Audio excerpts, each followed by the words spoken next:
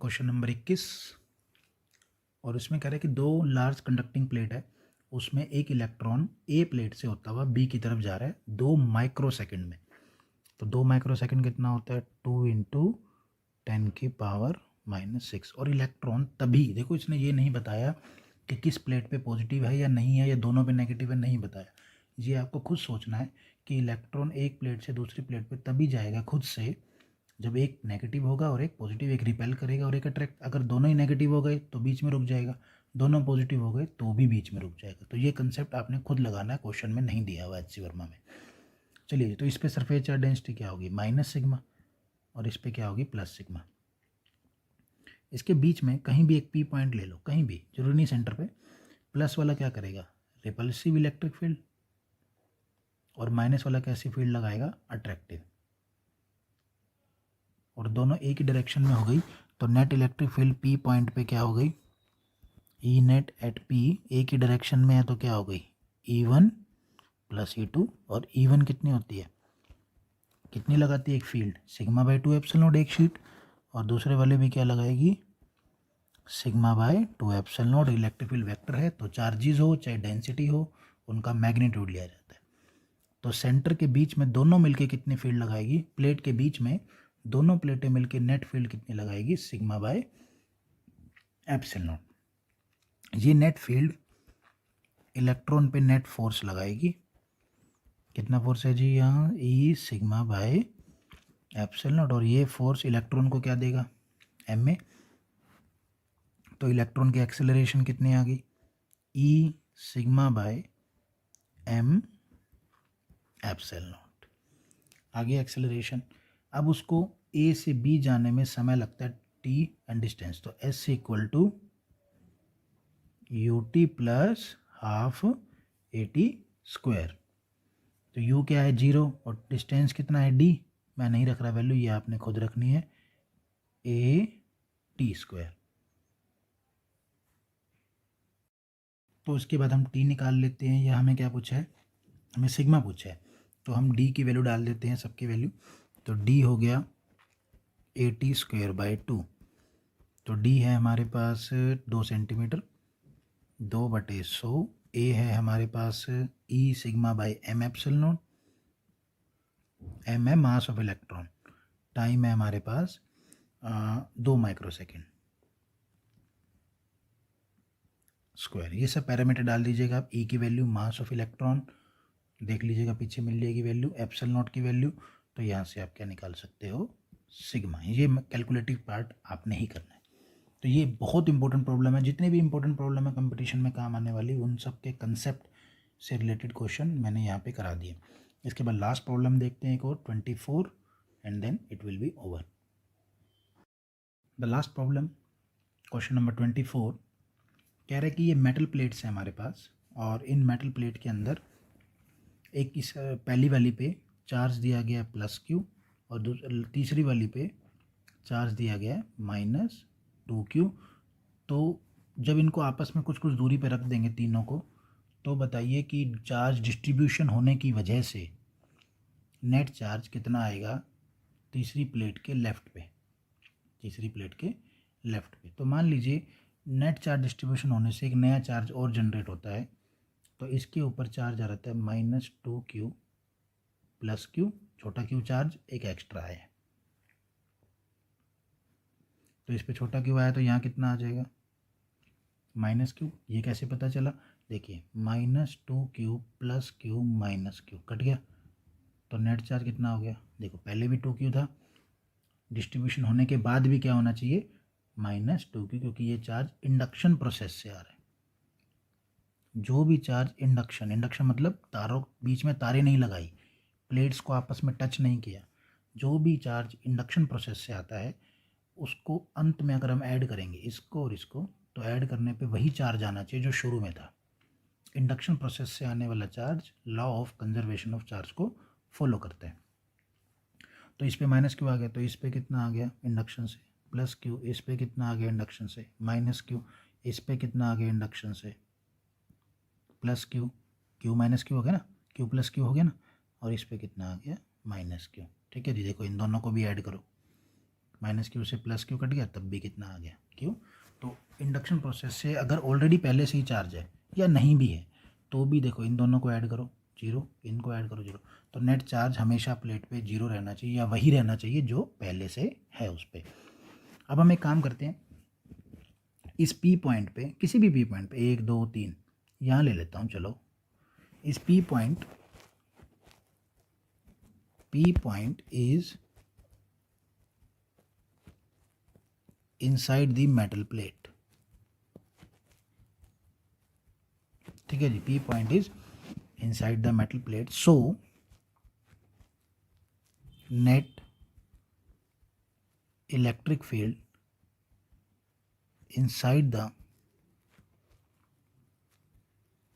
metal plate is क्या होती है, जीरो। अगर मैं मेटल प्लेट ना कहूँ तो आपने शायद पढ़ा हो, net electric field inside the conductor is zero. तो पी पॉइंट पे नेट इलेक्ट्रिक फील्ड क्या होनी चाहिए, जीरो। तो चलिए जी, हमारे पास कई सारे चार्जेस हैं, मैं नाम दे रहा हूँ उसको 1 2 3 4 5 6। इस डायरेक्शन को अगर इधर इलेक्ट्रिक फील्ड लगेगी तो क्या लेना है, पॉजिटिव, और अगर इधर इलेक्ट्रिक फील्ड लगेगी तो क्या लेना है, नेगेटिव। मैग्नीट्यूड नहीं लेना, सॉरी साइन नहीं लेना, सिर्फ मैग्नीट्यूड लेना है। साइन का काम है डायरेक्शन दिखाना कि भाई वो अट्रैक्ट कर रहा है या रिपल। देखिए पहले इलेक्ट्रिक फील्ड 1 वाला कहाँ लगाएगा, नेगेटिव है ना, ये देखिए नेगेटिव है, नेगेटिव वाला पी पॉइंट पे फील्ड कहाँ लगाएगा, अपनी तरफ, क्योंकि नेगेटिव अट्रैक्ट करती है इलेक्ट्रिक फील्ड लाइंस। पर लिखते वक्त ध्यान दीजिए, मैग्नीट्यूड कितने लगाएगा, हमें पता है इलेक्ट्रिक फील्ड का फार्मूला क्या होता है, sigma bye 2 epsilon not. Sigma क्या होता है, चार्ज अपॉन एरिया, आ गया फार्मूला। तो E1 कितनी लगाएगा, अब दोबारा से लिख रहा हूँ, E1 कितनी लगाएगा, अट्रैक्टिव, अट्रैक्टिव मतलब इस तरफ मतलब नेगेटिव। पहले कुछ भी नहीं करना, पहले साइन लेना है, क्यू माइनस माइनस भूल जाओ, आ गया। फिर ये देखना है कि ये साइन ले लेना, फिर ये देखना है कि इस साइन की वजह से इलेक्ट्रिक फील्ड कहाँ जा रही है, भाई लेफ्ट में जा रही है, तो कौन सा साइन लगा देना है, नेगेटिव का। एक आध और करते हैं, देखिए दूसरे की वजह से निकालते हैं। तो दूसरे की वजह से क्या आ गई, कैसा चार्ज है, पॉजिटिव, कैसी लगाएगा, रिपल्सिव, है ना। तो साइन ले लिया, पहले पहले तो सिंपल लिख लिया, फिर कौन सा साइन लगा दिया, पॉजिटिव। डायरेक्शन के हिसाब से साइन लगेगा। तीसरे का नंबर आने दो भाई, तीसरा है नेगेटिव, अट्रैक्टिव, पहले लिख लिया, फिर देखा कि अट्रैक्ट कर रहा है तो लेफ्ट में जा रही है तो माइनस। फिर चौथा क्या हो गया, रिपल्सिव, रिपल्सिव मतलब उस तरफ, क्या ये पॉजिटिव की तरफ, कितना हो गया, Q by 2A epsilon naught, 4 आ गया। इसके बाद नंबर आता है माइनस का, अट्रैक्टिव, अट्रैक्टिव मतलब लेफ्ट। इसके बाद नंबर आता है छठे का, पर छठे में समझ नहीं आ रहा ये माइनस है या प्लस है, तो इसको थोड़ा सा मॉडिफाई करते हैं। देखिए माइनस कॉमन ले लीजिए, अब समझ आया कि भैया ये नेगेटिव है, -2Q माइनस Q, क्योंकि ये बड़ा होता है ना 2Q, ये छोटा हो गया, तो बड़े में से छोटा गया तो पॉजिटिव, और बाहर लगा हुआ है नेगेटिव, तो हो गया नेगेटिव। तो ये क्या करेगा, नेगेटिव, रिपल्सिव। तो कितना आ जाएगा, 2Q minus Q divide by 2A epsilon not. इसको थोड़ा सा देखते हैं, नेगेटिव वाला क्या करेगा, अपनी तरफ अट्रैक्ट करेगा, सॉरी नेगेटिव वाला चार्ज, इसको मत देखो, नेगेटिव वाला चार्ज इस पे लगने वाली इलेक्ट्रिक फील्ड लाइन कैसी लगाएगा, इधर, क्योंकि वो अट्रैक्ट करेगा, इस तरफ लगाएगा ना, पर इस तरफ की डायरेक्शन क्या है, पॉजिटिव, तो यहाँ क्या आएगा, पॉजिटिव। देखो यहाँ दिक्कत हो जाती है, बच्चे यहाँ पे माइनस लगा देते हैं, जबकि मैंने कहा है डायरेक्शन के हिसाब से माइनस प्लस लगेगा, चार्जेस के साइन के हिसाब से माइनस प्लस नहीं लगेगा। तो अब इन सबको ऐड कर दीजिए, माइनस, मैं एक बार लिख ही लेता हूँ, Q by plus Q by plus और क्या जी माइनस और ये प्लस दोनों, एक माइनस था, ये कितना है minus,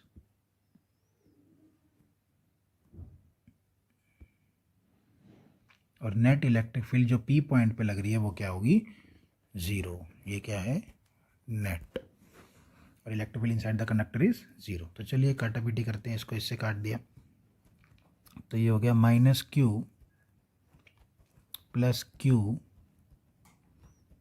plus Q minus Q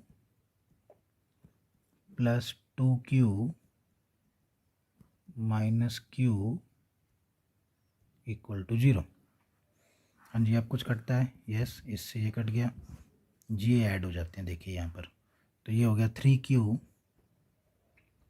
by 2A epsilon not, और ये भी दोनों ऐड हो जाएंगे, माइनस 2Q, नेट क्या हो गया 0। तो मेरे पास आ गया 3Q इक्वल टू 2Q, तो इंड्यूस चार्ज कितना आया है 3Q बाय 2। पर इसने ये कही है कि जो लेफ्ट मोस्ट है charge appearing on outer most right most पे, ये जो लगी हुई है प्लेट, ये राइट मोस्ट है, बिल्कुल राइट में रखी है, इसके आउटर रीजन पे चार्ज कितना आएगा ये वाला बताना है। तो माइनस 2Q माइनस क्यू, तो इस पे आउटर रीजन पे मैं क्या लिखूंगा राइट मोस्ट प्लेट का कौन सा रीजन आउटर, कितना है जी, और अभी भी मैंने कितना निकाला है क्यू की वैल्यू कितनी निकाली है 3Q बाई 2, तो 2 दूनी 4 में से 1 गया Q बाई 2, तो ये आंसर आ गया। This is the most important problem, but अब इस तरह की प्रॉब्लम कम आती हैं, बट कंसेप्ट बहुत अच्छा है। तो जितने भी ये इंपॉर्टेंट प्रॉब्लम थे HCV की गोज लॉ में वो मैंने करा दी है, और यहाँ पर ये एंड हो जाता है। इसके बाद आप ऐसा नहीं है जो क्वेश्चन छोड़े हैं वो नहीं करने, मैंने फिर कहा वो ज़रूर करें। ऑब्जेक्टिव 1 और ऑब्जेक्टिव 2 ये तो HCV के बहुत इंपॉर्टेंट होते हैं, तो इन पे आप दिमाग लगाइए और सॉल्व करने की कोशिश कीजिए। मिलते हैं नेक्स्ट वीडियो में, तब तक के लिए बाय, टेक केयर।